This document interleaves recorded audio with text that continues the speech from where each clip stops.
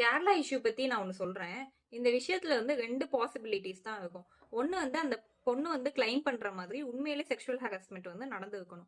இல்ல எல்லாரும் சொல்ற மாதிரி வியூஸ்க்காக, பப்ளிசிட்டிக்காக இந்த பொண்ணு ஃபால்ஸ் அலிகேஷன் வச்சிருக்கணும். இது 2ல எது உண்மைன்னு நாம டிசைட் பண்ணக்கூடாது. கோர்ட் தான் டிசைட் பண்ணணும். நம்மள மாதிரி ஒரு 4 ரீல்ஸ் பார்த்துட்டு எது உண்மைன்னு கோர்ட் வந்து டிசைட் பண்ணாது. ப்ராப்பரா கிரவுண்ட் வெரிஃபிகேஷன் பண்ணிட்டு தான் ஜட்ஜ்மென்ட் வந்து சொல்லுவாங்க. இன்னொன்னு இந்த பொண்ணு வேணுக்குனே போய் இடிக்கிறாங்க.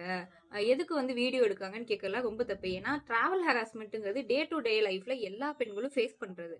அதனால கம்ப்ளைண்ட் பண்ணணும் அப்படின்னா ஒரு எவிடன்ஸ்க்காக வீடியோ எடுத்து வைக்கிறதெல்லாம் நார்மல் தான். இன்னொன்னு இந்த நேரத்துல இத வச்சு இந்த ஆண்களே ரொம்ப பாவம், இந்த கார்ட்போர்ட் ஜோக்ஸ் இதெல்லாம் பண்றது அந்த குடும்பத்தை இறந்து போனவங்களோட குடும்பத்தை எவ்வளவு மன உளைச்சலுக்குள்ளாக்கும். அதே நேரத்துல இந்த பொண்ணு தான் தப்பு அப்படின்னு டார்கெட் பண்றது.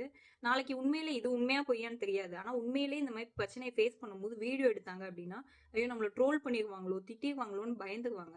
அதனால நாமளே ஒரு ஜட்மெண்ட் எடுக்க வேணாம். கோர்ட் என்ன டிசைட் பண்ணுதுன்னு வெயிட் பண்ணும்.